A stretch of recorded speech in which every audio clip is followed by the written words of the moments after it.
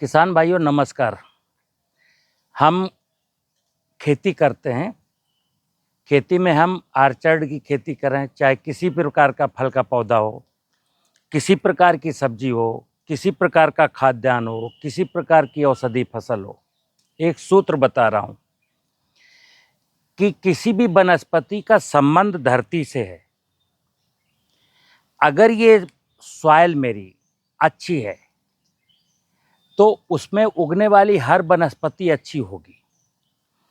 Soil में मैं कहता हूं, जैसे इसको मैं दिखा रहा हूं कि आप नीचे ज़रा देखिएगा कि ये सॉइल बिल्कुल ब्लैक कलर की है, बिल्कुल ढेर सारा मलबा कार्बन पड़ा हुआ है, इन्हीं पेड़ों की पत्तियां यहीं गिरती हैं। और आप देख रहे हैं बरसात में कितना अमरूद इसमें फला है, लेकिन बरसात का अमरूद हमेशा सड़ जाता है, अच्छा फल नहीं होता, ये नियम है।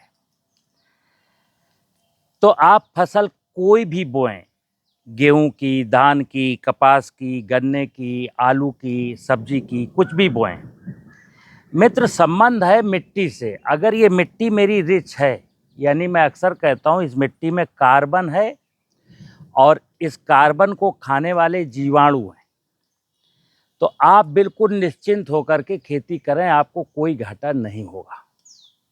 लेकिन अगर मैं आज की टेक्नोलॉजी में फंसा, जैसे कहते हैं पौधों को नाइट्रोजन की ज़रूरत होती है, पौधों को फास्फोरस की ज़रूरत होती है, पौधों को पोटास की ज़रूरत होती है, जिंक की ज़रूरत होती है, सल्फ़र की ज़रूरत होती है, मोलिब्डेनम की ज़रूरत होती है, ये ऐसी किसी चीज़ की ज़रूरत नहीं होती। ये ज़रूरतें जब से बना दी गई ना, किसान को ये समझा दिया गया कि इनको नाइट्रोजन की, फास्फोरस की, पोटास की, जिंक की ज़रूरत होती है, तब से किसान कर्ज में आ गया।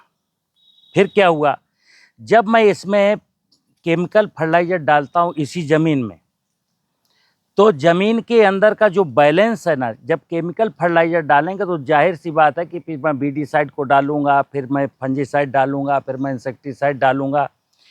ये सारे प्रकार के जो फर्टिलाइज़र और पेस्टिसाइड हैं, ये हमारी मिट्टी को और बायोडाइवर्सिटी को वीक कर देते हैं। एक बार शरीर, ये प्रकृति की व्यवस्था अगर बिगड़ गई ना, तो फिर बिगड़ती बिगड़ती बिगड़ती चली जाती।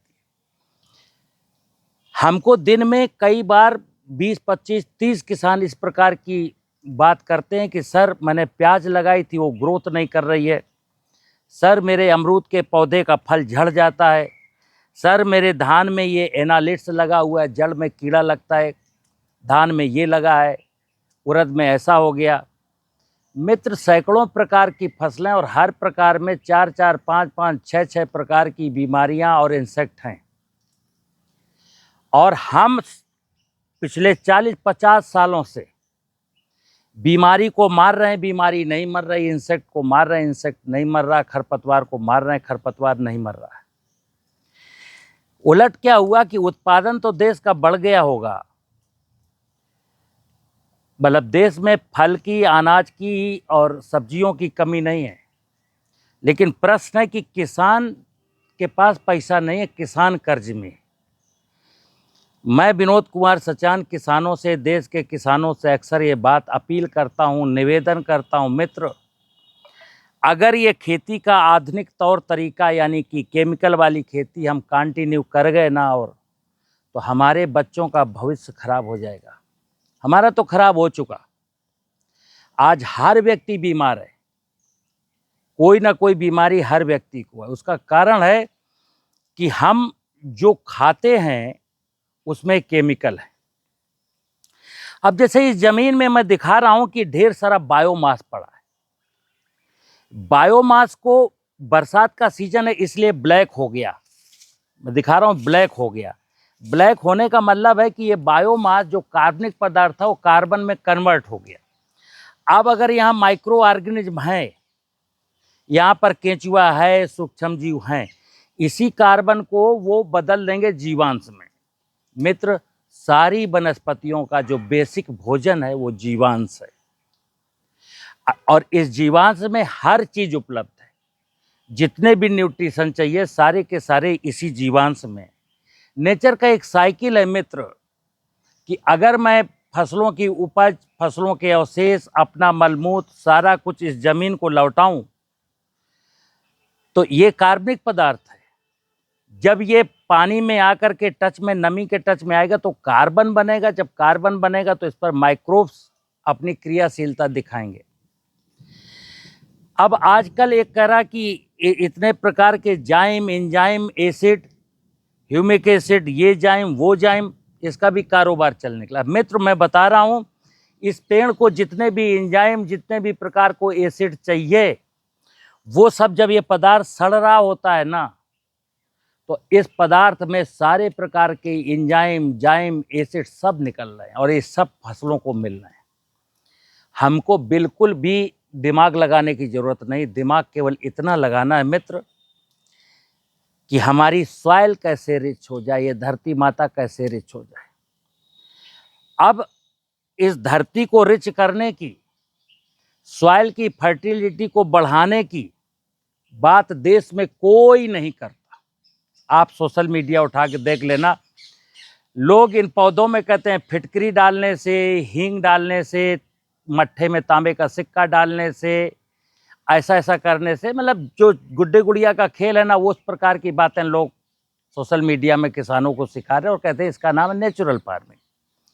मित्र, नेचुरल फार्मिंग का सीधा सीधा नियम है कि नेचर की समृद्धि, यानी कि ये नेचर, जब मैं नेचर कहता हूं तो फिर बता दूं आपको, इस यूनिवर्स में दो ही चीजें प्रमुख हैं। जैसे ये बारिश का सीजन है, अगर ये बारिश ना होती तो ये कार्बनिक पदार्थ जो है कार्बन में कन्वर्ट ना होता, नमी के टच में ना आता, तो सूखा बना रहता, और जब सूखा बना रहता तो कोई भी माइक्रो ऑर्गेनिज्म इसमें अपना फंक्शन नहीं कर सकता था। तो दो प्राकृतिक संसाधन है। प्रकृति, जब कहते हैं प्रकृति, तो प्रा से है प्राकृतिक संसाधन, जमीन एवं जल, और जब कृति शब्द आता है तो कृति का मतलब होता है पंच महाभूत के द्वारा रची गई समस्त रचनाएं। उन्हीं के बीच में इंसान रहता है, खेती करता है। बिल्कुल भी कठिन विज्ञान नहीं है। हमको प्राकृतिक संसाधन यानी जमीन और जल का संरक्षण करना है, और इनके द्वारा रची गई रचनाओं में दो रचनाएं, एक वनस्पति जगत है, एक जीव जगत है। वनस्पतियां चाहे कोई भी हो सकती है, चाहे जिसकी खेती करो, लेकिन वनस्पतियों में वीड्स भी आते हैं मित्र। वीड्स, खरपतवार भी वनस्पतियां हैं। खरपतवारों के उगने का कोई प्रयोजन है, वो प्रयोजन मैं नहीं समझता हूं, और लोगों ने कह दिया ये इस फसल में ये वीड्स है, ये पोषण ले लेगा, ये ऐसा कर देगा, पूरी एनर्जी लूट लेगा। लूट के क्या, कहाँ ले जाएगा वो? वहीं सड़ेगा, वहीं गलेगा, वहीं एनर्जी मिलेगी। माँ ने किसी प्रयोजन के लिए नाना प्रकार की वनस्पतियां उगाई हैं। फिर मैं एक और चीज कहता हूं मित्र, ये सारी कायनात भगवान की है, प्रकृति की है, और ये प्रकृति यानी भगवान और भगवान की व्यवस्था को जो कंसीडर नहीं करेगा, ध्यान रखना, हमारा भविष्य कभी उज्जवल हो नहीं सकता। इसलिए मैं निवेदन करता हूं कि केवल जमीन में जीवांश कार्बन बढ़ाइए, बाकी सारी समस्याएं धरती माता पर छोड़ दीजिए, वो सब कुछ मैनेज कर लेती है। और अगर हमने इसमें नहीं चूक कर दी कि यानी कि ये क्या बकवास है कि कार्बन डालिए, जीवाणु डालिए, अरे आजकल की तो नई टेक्नोलॉजी है, इतनी अच्छी अच्छी टेक्नोलॉजी आ गई है, फर्टिलाइजर डालिए, जिंक डालिए, हार्मोन डालिए, एसिड डालिए, और उससे भरपूर फसल होगी। बिल्कुल नहीं होगी मित्र, मैं फिर बता दूं। अब एक पेड़ ये खड़ा है अमरूद का, एक साइंस है। इस खेत में 50 साल से, चूंकि ये राजकीय कृषि विद्यालय है, हैब्जर्ड वे में खेती हो रही, ये अमरूद के बाग है। यहाँ पर कोई भी अभी तक पेस्टिसाइड, फर्टिलाइजर नहीं आया, फिर भी ये पौधा अच्छा है, स्वस्थ है, और पर्याप्त मात्रा में इसमें अमरूद फलते हैं। हमारा कोई मैनेजमेंट नहीं है। अभी एक सज्जन पूछ रहे थे कि अमरूद का बाग लगाया, उन्होंने ड्रिप लगा दी।